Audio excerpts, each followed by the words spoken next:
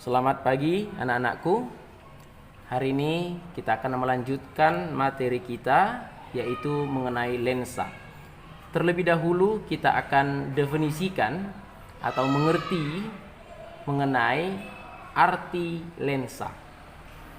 Lensa dapat kita definisikan sebagai sebuah benda bening yang dibatasi oleh dua bidang lengkung atau satu bidang datar dan satu bidang lengkung. Nah, ini merupakan definisi dari lensa. Lensa itu sendiri dapat kita bedakan menjadi dua jenis. Yang pertama namanya lensa cembung. Nah, perhatikan. Di sini saya gambar dengan cukup akurat, ya. Pertama sekali tarik di sini ada sebuah sumbu utama, ya. Kemudian gambar dia pakai jangka. Ya, gambar dia pakai jangka. Permukaan yang satu lukis pakai jangka. Permukaan yang satunya lagi juga lukis memakai jangka. Ya. Nah, seperti itu dia. Jadi, seperti definisi awal dari lensa itu sendiri, lensa itu merupakan sebuah benda bening yang dibatasi oleh dua bidang lengkung atau satu bidang datar dan satu bidang lengkung. Ya. Nah, itu dia. Jadi, ketika lensa itu dibatasi oleh seperti ini dia, ini cembung. Namanya kita sebut dengan biconvex, ya, biconvex. Jadi kalau di sini ini cembung, yang ini datar, itu kita sebut dengan plan convex, ya. Sedangkan kalau di sini ini cembung, yang ini cekung, itu kita sebut dengan concave convex. Ya, nah, gitu dia. Sedangkan lensa yang kedua itu namanya adalah lensa cekung. Nah, sama halnya dengan lensa cembung, kita menggambarnya pakai jangka, ya nak, ya. Jadi permukaan ini kita buat kelengkungannya dengan menggunakan jangka. Jadi ketika lensa ini cekung, berarti di sini double cekungnya, ya. Jadi kita namakan dia namanya biconcave. Yang ini cekung, yang ini datar. Namanya plan concave. Sedangkan ini cekung, cembung, namanya convex concave. Nah, seperti itu dia, nak, ya. Ini merupakan jenis-jenis dari lensa. Selanjutnya, mari kita lihat bagian yang pertama, yaitu lensa cembung. Lensa cembung kita lihat bagian-bagiannya terlebih dahulu, ya. Nah, perhatikan. Di sini sudah saya gambar sketsnya.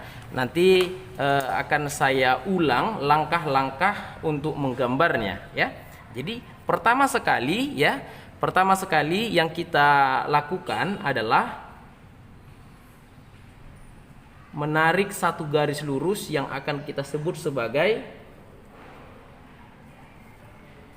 sumbu utama. Ya, kemudian di sini nanti permukaannya kan dibentuk oleh dua permukaan lengkung, yaitu cembung, ya. Berarti nanti di sini ada dua R-nya, nak. Ya, ada dua R-nya, fokusnya juga ada dua. Bisa, nak, ya? Nah, jadi yang membedakan lensa dengan cermin, kalau cermin itu bagian depannya sudah pasti itu, tidak bisa diganti. Bagian belakangnya juga demikian.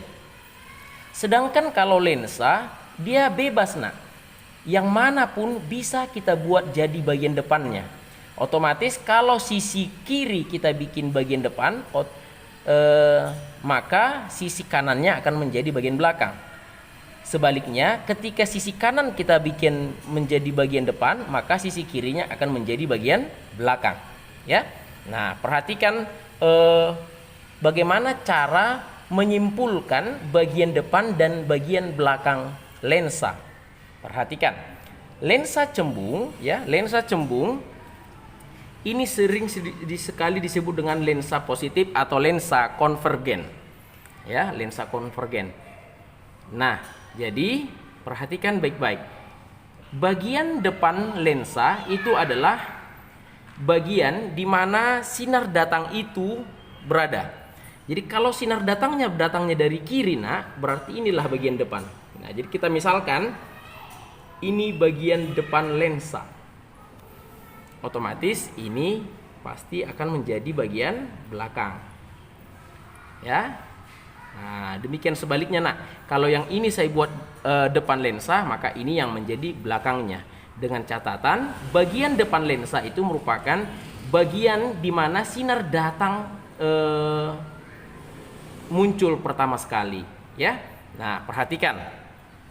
Jadi, karena lensa cembung ini dibatasi oleh dua bidang lengkung, maka dia akan juga dibentuk oleh dua pusat kelengkungan atau dua jari-jari. Karena dia punya dua jari-jari, fokusnya juga ada dua. Jadi di dalam lensa cembung ini, ya, ada yang kita sebut sebagai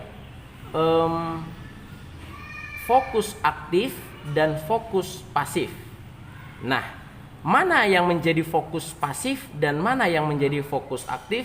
Mari kita lihat, mari kita ikuti penjelasan berikut ini. Perhatikan ya, ya. Nah, jadi kita tadi simpulkan bagian depannya yang ini. Ya, bagian depannya yang ini. Berarti dari sinilah sinar datang itu datang. Ya, perhatikan. Kalau misalnya sinar datangnya seperti ini, dia datang dari sini.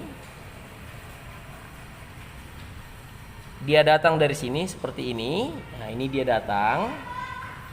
Berarti permukaan yang dijumpainya adalah permukaan yang pertama. Katakanlah ini permukaan pertama, ya.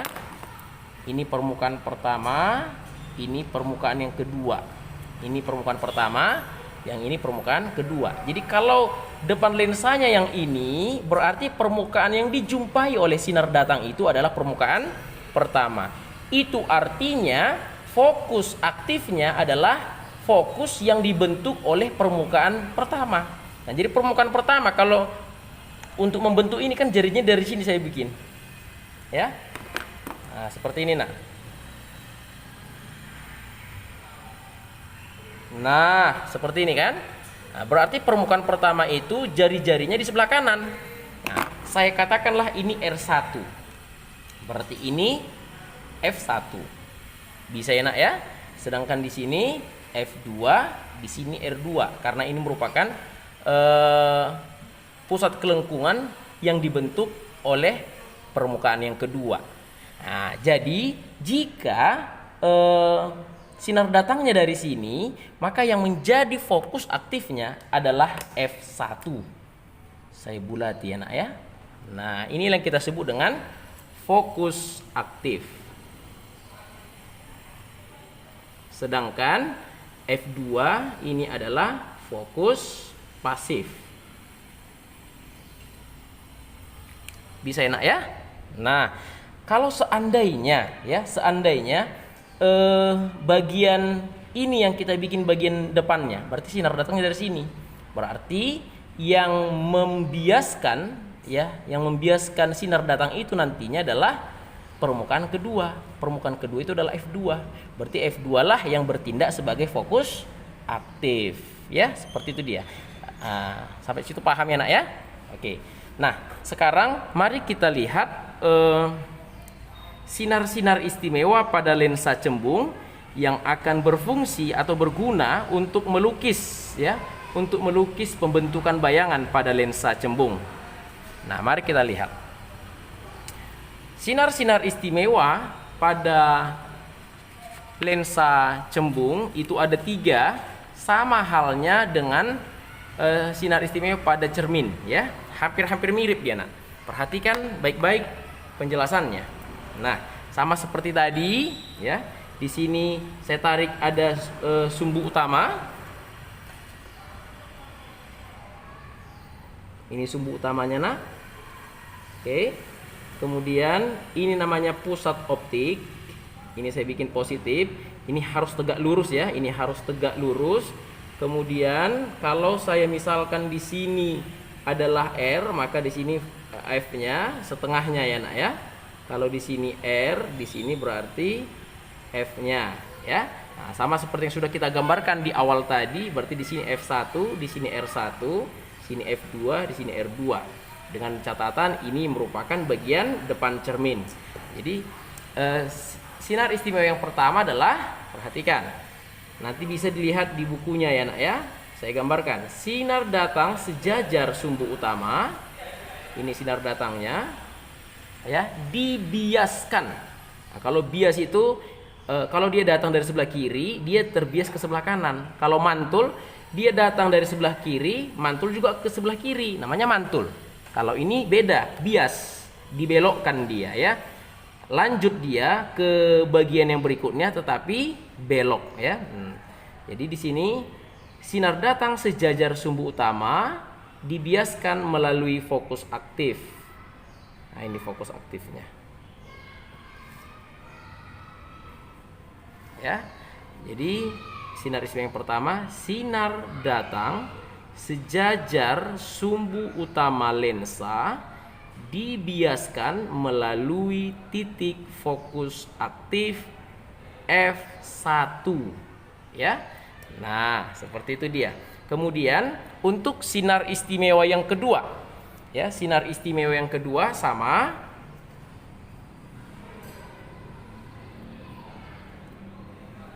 ya nak ya. Kita buat pertama sekali adalah sumbu utama, di sini pusat optik F2, R2, F1, R1. Kemudian tarik lensanya dengan menganggap dia harus tegak lurus terhadap sumbu utama.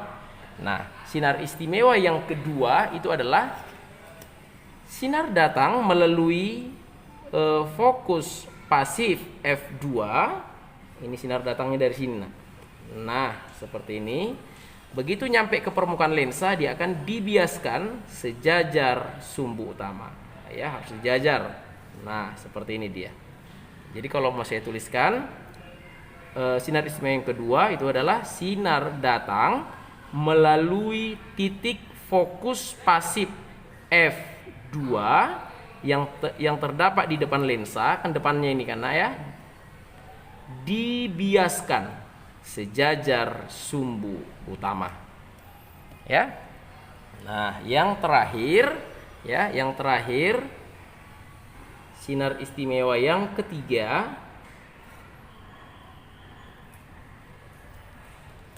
sama halnya, kita tarik dulu sebuah garis yang kemudian di sini ada garis tegak lurus yang menjadi lensanya nanti. Tulis di sini positif, ini harus tegak lurus. Inilah pusat optiknya, ya. Nah, sinar istimewa yang ketiga itu adalah sinar datang melalui pusat optik tidak dibiaskan atau diteruskan tanpa dibiaskan, ya. Nah, ini dia.